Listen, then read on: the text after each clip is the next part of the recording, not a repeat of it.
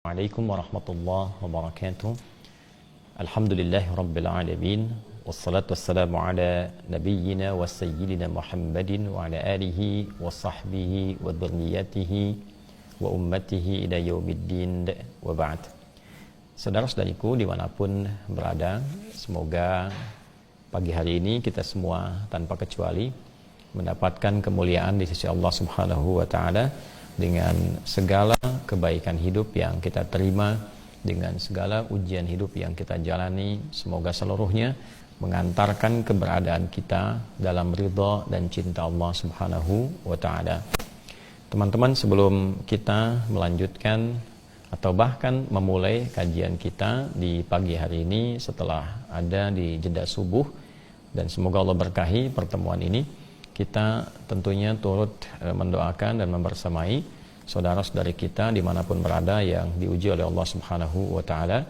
Seperti telah diketahui dan menyebar juga berita, khususnya di daerah sekitaran Jabodetabek, bahkan di Bekasi pada khususnya, keadaannya tidak seperti biasa, diliputi oleh berbagai macam keadaan yang tidak mudah, dari banjir yang mungkin sebagian teman-teman sudah menyimak. Untuk itu saya menghimbau dan mengajak kepada seluruh kita semua tanpa kecuali, tentu di berbagai tempat secara umumnya, agar kita saling mensupport. Support bisa dilakukan yang jauh dengan doa, yang dekat bisa saling melengkapi, bersinergi, yang ada ke lapangan supaya bisa saling membantu. Dan insya Allah kita juga sampai tadi malam, bahkan sampai ba'da subuh tadi. Oleh karena itu kita memulai agak tidak disebut terlambat, mungkin agak ada jeda karena kita berkoordinasi apa yang kira di lapangan masyarakat membutuhkan dan bisa kemudian diatasi, sehingga dengan itu kita bisa saling meringankan, dan semoga dengan itu diridhai oleh Allah Subhanahu wa taala. Tentunya tidak mudah untuk mengatakan sabar, tapi sabar bukan sesuatu yang harus dikatakan, tapi secara otomatis kita jalani, karena setiap orang juga punya ujiannya, setiap orang punya cobaannya, yang dengan itulah kemudian Allah mengangkat derajat kita semuanya. Ini yang pertama teman-teman. Yang kedua, insya Allah kita akan coba di setiap kajian subuh, tepatnya ba'da subuh, dan insya Allah di hari ini ke esok agak akan mulai tertib untuk kajian-kajian. Di ba'da subuh kita akan membahas turunan-turunan dari bab Kitabus Shaum, ketentuan tentang puasa yang terdapat dalam Sahih Al-Bukhari. Jadi di Sahih Al-Bukhari ada 97 topik. Di topik ke-30 yaitu topik tentang puasa, Kitabus Shaum, ada 69 subtopik. Jadi satu topik itu ada 69 sub. Di 69 itu ada 121 hadis. Nah, dikumpulkan oleh Imam Al-Bukhari 121 hadis ini berdasarkan subtopik-subtopik yang ditunjukkan oleh Nabi sallallahu alaihi wasallam terkait dengan kegiatan Ramadan, baik secara personal, kemudian kehidupan di keluarga, komunal, atau kehidupan sosial, amalan-amalan apa saja, lengkap sebagai panduan Ramadan. Jadi kalau kita bisa selesaikan itu, dibaca pelan-pelan sesuai dengan topiknya, insya Allah akan lebih membantu kita dalam menunaikan puasa secara baik, setidaknya mendekati kepada apa yang Nabi sallallahu alaihi wasallam contohkan.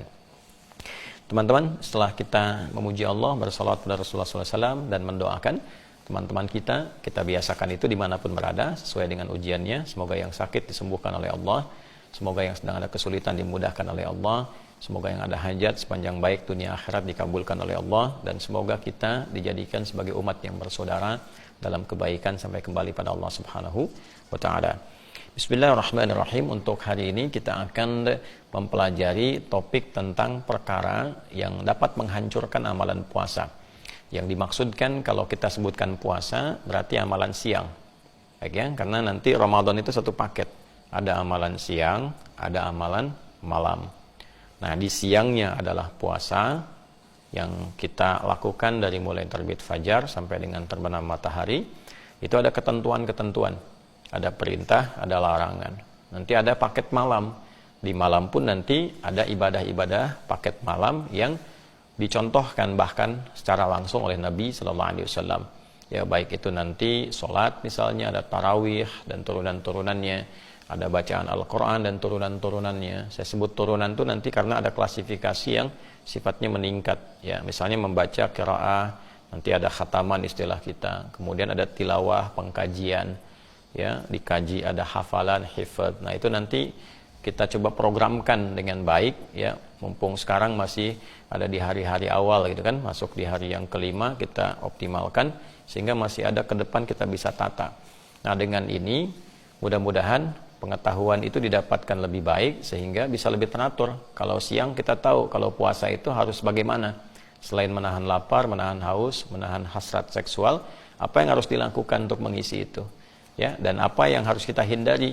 Jangan-jangan nanti terasanya seperti puasa tapi sesungguhnya pahalanya sudah hancur, ya, tidak tersisa kebaikan-kebaikannya di sisi Allah Subhanahu wa taala. Untuk itu kita pelajari beberapa hadis Nabi sallallahu alaihi wasallam yang mengingatkan kita tentang beberapa perkara, beberapa hal, persoalan yang berpotensi bukan hanya merusak tapi menghancurkan. Kalau merusak tuh sedikit-sedikit, ya, nah, rusak pahalanya gitu, tapi kalau menghancurkan tuh habis semua seketika. Jadi rasanya cuma menahan lapar, menahan haus, tapi tidak ada nilai di sisi Allah Subhanahu wa taala. Nauzubillahi min dzalik. Bismillahirrahmanirrahim. Ini subtopik yang ke-8, ya. Seperti saya sampaikan tadi, topik ke-30. Kalau yang di kitab kami topik 30 itu halaman 280. Nanti ada subtopiknya sekarang yang ke-8, ya, tentang perkara-perkara yang menghancurkan pahala dari puasa Ramadan, dan hadisnya nomor 1903, ya, dan seterusnya. Nanti kita ambil kalau tidak satu hadis atau dua hadis sesuai dengan kecukupan waktu kita yang ada saat ini. Kita ambil kurang lebih hanya kajian 30 menit supaya lebih efektif, dan sudah terlewat beberapa menit. Untuk itu kita fokus pada inti bahasan kita. Bismillahirrahmanirrahim. Babu man lam yada' qaula az-zuri wal 'amala bihi fi shaum. Subtopik tentang orang yang tak mampu meninggalkan kata-kata yang tak pantas, kata-kata yang kotor, kata-kata yang merusak, dan mengerjakan itu di saat puasa. Nah, jadi ini babnya mulai di lisan, ya. Jadi nanti kan ada yang dari pikiran ke mata, ke telinga, ke lisan sampai ke ujung kaki.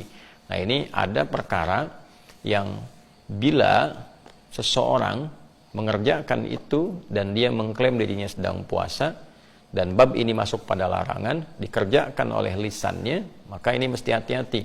Ada konsekuensi terhadap puasa yang ia kerjakan. Nah, teman-teman, ini mesti fokus dari bagian tubuh kita. Ada beberapa yang mendapat perhatian serius, baik dari Al-Quran secara langsung ataupun dari penjelasan hadis-hadis Nabi Muhammad SAW di bagian tubuh kita yang sangat menentukan. Jadi kalau itu baik, kesannya akan baik ke semua tubuh.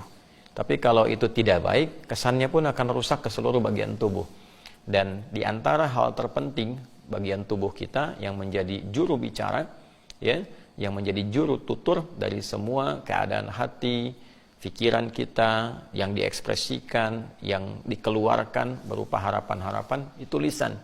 Ya, itu apa? Lisan. Nanti selain lisan ada banyak hal lagi. Nanti lisan bisa diwakili dengan tangan. Karena itu nanti di surat Yasin juga diberikan gambaran bagaimana di akhirat tangan bicara. Ya, sekarang di dunia ditunjukkan oleh Allah bagaimana tangan kadang mewakili lisan. Ya, orangnya nggak bicara tapi dia bikin ketikan, bikin status, bikin tulisan, dan seterusnya. Kan? Al-yauma nakhtimu ala afwahihim wa tukallimuna aydihim. Pada hari ini, di hari kiamat kelak, lisannya dikunci, tangannya yang bicara. Ya kan? Nah, ini diberikan gambaran bahwa ada bagian tubuh-tubuh kita itu, ya, yang melekat pada diri kita. Ini kan bagian luar, karakter kinerja. Jadi kalau hati membawa karakter spiritual dan moral, ini di akal membawa karakter intelektual, ini membawa karakter kinerja. Jadi semua bagian yang ada di hati diungkapkan, dikerjakan oleh semua bagian tubuh. Nah, di antara yang harus dijaga, dimanage, dikendalikan, diarahkan pada yang baik, itu ini, di lisan.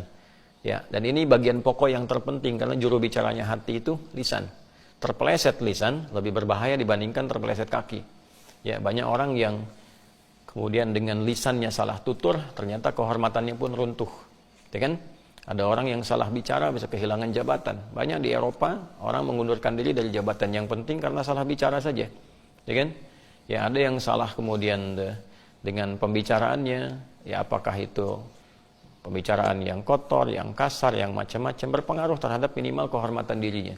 Oleh karena itu, Al-Quran dan juga penjelasan dalam hadis-hadis Nabi Muhammad SAW memberikan perhatian yang sangat ketat terhadap fungsi lisan.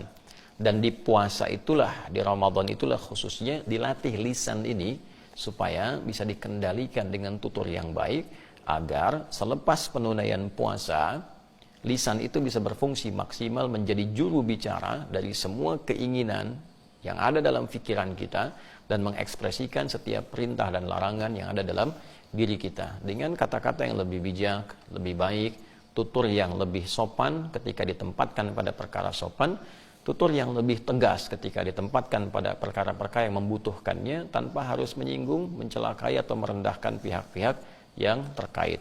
Untuk itu teman-teman, Ramadan ini pendidikan kepada lisan itu menjadi salah satu perhatian dari Nabi SAW dan diikat dengan satu konsekuensi yang tinggi untuk menunjukkan saking pentingnya menjaga lisan dan konsekuensi erat yang timbul ketika itu tidak dikelola dengan baik. Bismillahirrahmanirrahim. Qala al-Imam al-Bukhari rahimahullahu taala, Imam al-Bukhari pernah menyampaikan, kita lihat, haddatsana Adam ibnu Abi Iyas, haddatsana ibnu Abi Dhi'b, haddatsana Sa'id al-Maqbari an abihi an Abi Hurairah radhiyallahu taala anhu. Saya pernah menyampaikan bahwa di dalam Islam, alhamdulillah, seluruh informasi, ajaran, doktrin yang terkait dengan bimbingan keagamaan, bahkan keyakinan akidah dalam bertuhan, kemudian ibadah dalam mempraktekkan akidah itu, dan muamalah sebagai implementasi dalam ibadah itu, dalam konteks kehidupan sosial, akhlak sebagai penghiasnya, itu semua punya dasar-dasar referensi yang sangat ketat, yang bahkan tersambung kepada penutur asalnya. Kita bisa teliti. Nah, ini diantara hal yang menunjukkan kebenaran ajaran Islam dan sangat terbuka untuk digali, untuk diteliti, sehingga bisa ditemukan bagaimana keindahan, keketatan, dan keterperincian ajaran yang dimaksudkan. Kita sudah bahas dalam keterangan yang lain, sehingga bisa kita langsung praktekkan di sini. Imam Al-Bukhari menerima informasi hadis ini karena beliau tidak berjumpa dengan Nabi, harus dilacak dari siapa menerima informasi ini. Ya, maka beliau menerima dari sosok bernama Adam bin Abi Iyas. Ini profilnya juga ada, bisa dilacak keadaannya bagaimana. Adam bin Abi Iyas menerima dari Ibnu Abi Dhi'b, beliau menerima dari Sa'id al-Maqburi. Sa'id al-Maqburi menerima dari bapaknya menerima dari sahabat Abu Hurairah radhiyallahu taala anhu, ya, Abdurrahman bin Sahr nama aslinya, radhiyallahu taala anhu. Nah, beliau menerima informasi ini dari Nabi sallallahu alaihi wasallam. Jadi itu jalur yang disebut dengan sanad, runtutan periwayat sampai ke Rasulullah sallallahu alaihi wasallam. Apa yang disampaikan oleh beliau sallallahu alaihi wasallam? Beliau bersabda, "Man lam yada' qaulaz zur." Ya kan? Siapapun yang tidak berupaya meninggalkan kata-kata yang kotor. Ya. Qaulaz zur itu kata-kata yang tak pantas untuk diucapkan, ya, bisa mengandung beberapa makna. Bisa yang sifatnya menyakiti, bisa yang sifatnya merendahkan kehormatan, ya, bisa yang sifatnya kotor dalam arti jorok, ya. Misal kata-kata yang menyakiti, keluar kata-kata yang memang bukan hanya tidak pantas, ya, tapi membuat orang lain sakit dengan kata-kata itu, ya, menghardik tanpa ada satu hal yang jelas, ya, dasar-dasar yang dibenarkan, ya, keluar cacian, keluar makian, ya, maka dari itu nanti ada beberapa hadis-hadis yang menyertai ini, fa in syatamahu aw qatalahu, gitu kan, apabila ada yang mencela, menghina, menghardik, mengajak berselisih, memerangi, ya, dan itu bab-bab yang terkait dengan qaulaz zur, kata-kata yang memang tidak pantas untuk diucapkan. Jadi Nabi ingin melatih kita, menunjukkan keindahan ajaran Islam, bahwa Islam itu jauh dari kata-kata yang merendahkan. Islam itu jauh dari kata-kata hardikan. Ya, Islam itu jauh dari kekasaran. Jadi orang masuk Islam itu pasti muncul hal-hal yang positif, yang baik. Kata-katanya terukur. Ya, jadi kalaupun harus keluar satu hal yang keras, sifatnya bukan keras, tapi ada ketegasan yang terukur. Ya, tidak disertai dengan sesuatu yang merendahkan, kan? Sesuatu yang menghinakan misalnya. Jadi poinnya bisa memanage lisan ini dengan baik, ya, bisa diarahkan kepada hal yang positif, sehingga saat puasa itu menjadi perhatian yang sangat utama. Sekali lagi, karena lisan ini juru bicaranya hati dan pikiran. keliru mengungkapkan ini, runtuh kehormatan. Kalau bukan kehormatan pribadi, kehormatan orang lain. Sedangkan hak kehormatan bagi setiap hamba itu sangat dijaga oleh Allah Subhanahu wa ta'ala. Untuk itulah kemudian muncul berbagai keharaman-keharaman untuk menjaga kehormatan. Makanya hukumnya haram. Dari kata hurmah, sesuatu yang terhormat. Ya, kenapa diharamkan? Ya, supaya menjaga kehormatan hamba. Kenapa dilarang mencela? Sebab ketika mencela, runtuh kehormatannya. Kenapa dilarang menghina? Ketika menghina, ya runtuh kehormatan. Jadi hukum haram itu diturunkan supaya tidak hilang kehormatan. Demikian ujung kepala sampai ujung kaki.